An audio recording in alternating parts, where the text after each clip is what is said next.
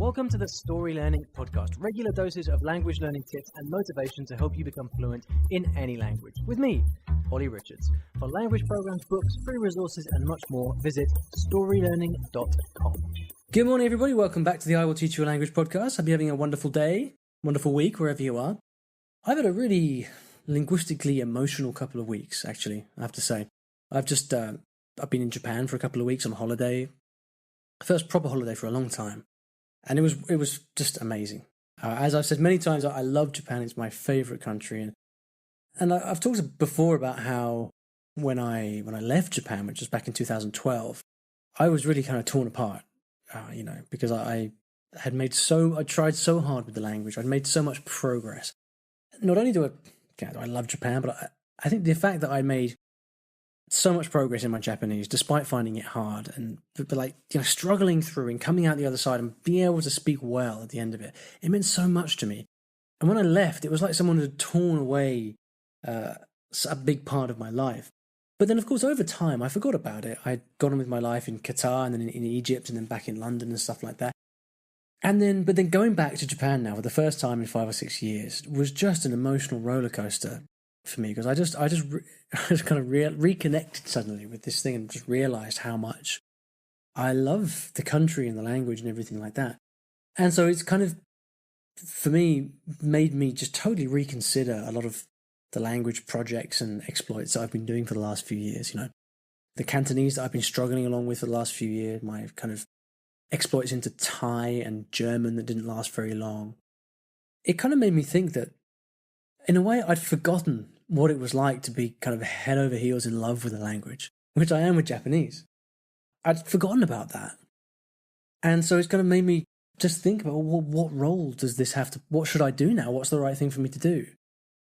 And the reality is that because it made such an emotional connection with me, when I kind of went back there and started speaking again and, traveling around the country, I really have no choice but to go back and start learning Japanese full force again, and I haven't felt this for a long time.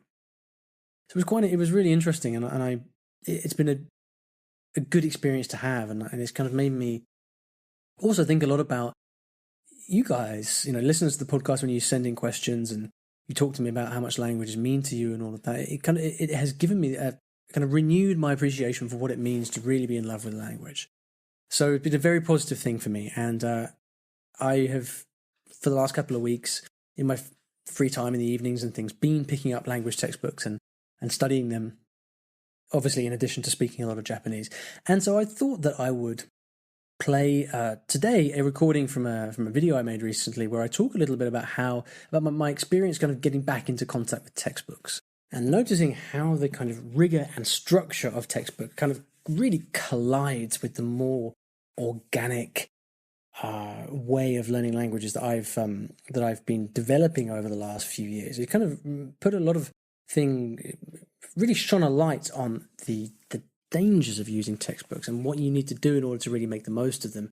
So that's what I'm going to play today. All right then, here are some of my thoughts on using language textbooks the right way. Hey, it's Ollie, and in this video I'm going to talk about something that's going to be very useful for you if you've ever had this experience of learning a new word or completing some exercises in a textbook or whatever, feeling like you know it and then forgetting it again straight away afterwards. So this is what we're going to be talking about today. I'm here in Hiroshima, and I chose this background of these coffee machines that they have everywhere in Japan because I don't know, I think they're really cool, although they're probably hideous wastes of energy.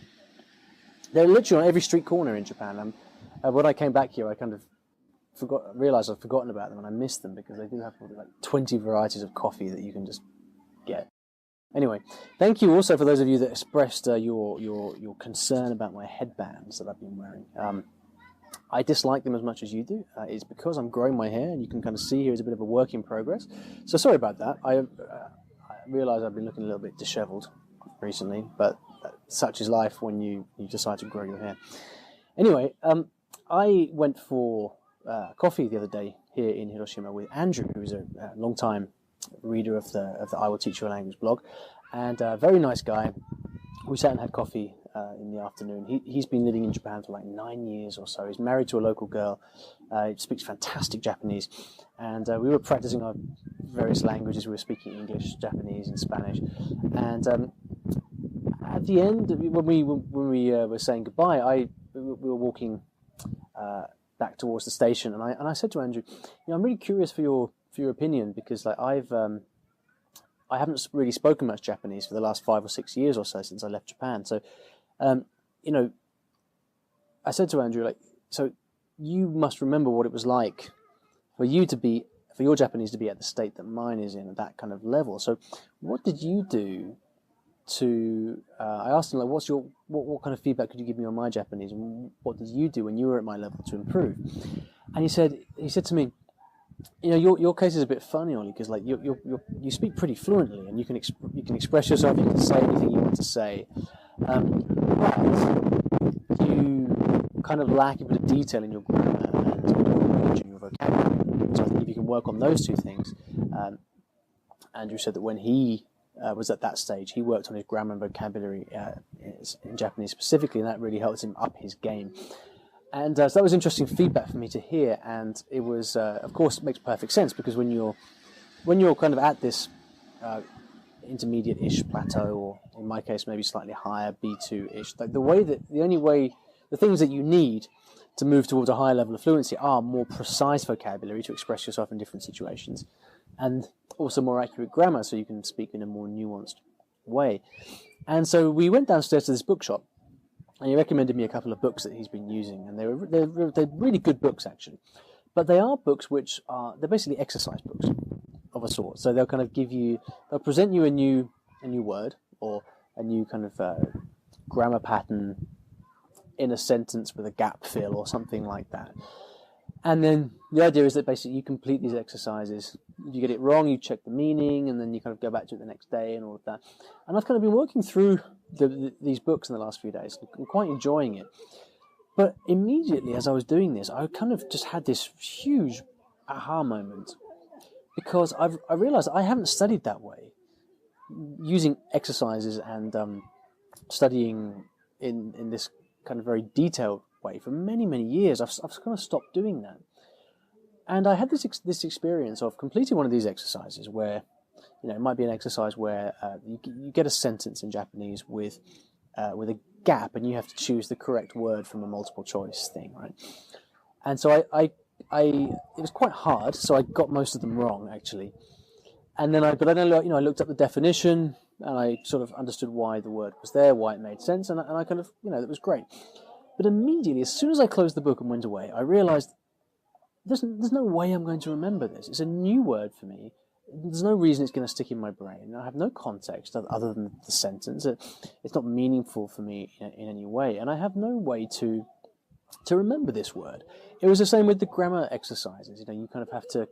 There's a sentence with a gap fill, and you have to choose the correct form of the verb, or the correct grammar pattern for that sentence. And it's an interesting exercise while you're doing it, but it was very clear to me that as soon as I stopped doing it and closed the book, I would forget this stuff. And it seems to be an extremely inefficient way of learning when compared to the things that I've been doing for the last few years, with this kind of this more holistic way of learning languages that I've adopted, and that I now really advocate and teach in my courses and things like that, which is essentially to learn from a lot of input. So a lot of reading and listening. In my case, I like to do it with stories. So I have my short story books. My courses on Spanish and German, which is just coming up out in a couple of months now, all based on story. So what you do is you spend your time reading stories, and then you can, with a bit of help from some tuition and some explanations, you kind of learn from the context. And when you learn a word in the context of a story, it is a million times more meaningful, because you can relate that word not just to the sentence it appears in, but also to the context of the story, what the character might say, your understanding and knowledge of that character in the story, and all these things. Likewise, when you see some grammar, it doesn't just make sense within the sentence, but also you relate that particular grammar point to, is it in the past tense, the future tense? Is it you giving a command? Are you expressing a possibility? Like all the different nuances. make sense within the context of everything that's going on in the story or the dialogue or whatever it may be. And so that is, for me, like really the only way to learn. It is a huge amount of input, and learning new vocabulary and grammar within the context, within as broad as a context as possible. Like I say, stories are my favourite way of doing this. And as soon as I started thinking about that, I realised that actually 99% of the way the world learns languages is with this kind of discrete exercise approach. So it's exercise books, it's classroom lessons, teaching, traditional teaching, whereby the teacher or the textbook will select a particular set of words or grammar for the students to learn that day, and then you go through in this very methodical exercise type fashion. And it kind of struck me that, if this is the way that the world is learning languages, it's not much of a surprise that people struggle so much to do it. If I was learning languages through this approach of just having isolated sentences in textbooks, I'd never get anywhere. I would forget everything. I'd have no idea how to use it in a meaningful way. And it was really kind of struck me. So I was chatting with Andrew about this, and what he told me about what he did with when he was using these books was very insightful. He said, what I found was, he said, like whenever I would study one of these new words or grammar points, I'd have to make sure that I then went off and specifically, intentionally used that word or grammar point as much as possible with people in speaking during my daily life. Because if I didn't do that, he said, I would just forget it. And of course, that's exactly the point, and it's exactly my experience. But it seems to me that this thing of having to use it in speaking, having to use a new word or phrase or grammar point in speaking, yeah, it's great. But really, that's just making up for a lack of context in the first place. If I learn a new word or grammar point and then I go and use it in speaking, yeah, it's good in the sense that it helps me try to use it, although I may get it wrong. I may not get the usage exactly right. But of course, what happens when you use a word or phrase or grammar or whatever in speaking is that the other person then starts to engage with that. And they will either kind of repeat what you say or react to what you say in some way. And it's from the context that you create in your speaking that then that word or phrase has a chance of becoming memorable. But you're really kind of putting the cart before the horse in that sense, because you're just kind of picking stuff you want to learn and then saying, right, how can I create a context somehow by which to remember this stuff? But my conviction more and more is that you have to start with the context. So you start with the input, whatever it is. It's the conversation, it's the book, it's the podcast, and you listen to that stuff. So listening to material that's interesting for you, using things like short story books, podcasts, whatever is possible, whatever is meaningful and comprehensible for you at that stage. And then you, from the stuff that you're listening to and reading, you then take the stuff that you want to learn. You identify the stuff that's meaningful, and then you learn that. And then if you do it that way, you have no need for these exercises and gap fills and stuff like this, because it's just all there from meaningful for you to take and use as you wish. So that's what's been on my mind. I hope that was interesting for you in some way. Please subscribe if you want more videos like this. I'll talk to you next time. Thanks for listening to today's episode. And here at Story Learning, everything that I do is powered by stories, whether that's writing books, teaching lessons, crafting courses. My mission is to help everyone succeed at learning a new language through the power of story. And we now have comprehensive language courses in over 15 languages, from Spanish to French, Korean to Japanese, and across all levels from beginner to mastery. And you can take a 7-day free trial of any of these programs by visiting storylearning.com/courses. I've poured my heart and soul into creating these courses over the last 10 or so years, and we've helped tens of thousands of new students achieve their dreams of learning a new language, all through the power of story. So go ahead and take a free trial. There's no commitment. You can try out our method for free. See if this can also be the breakthrough for you that it's been for so many other people. storylearning.com/courses.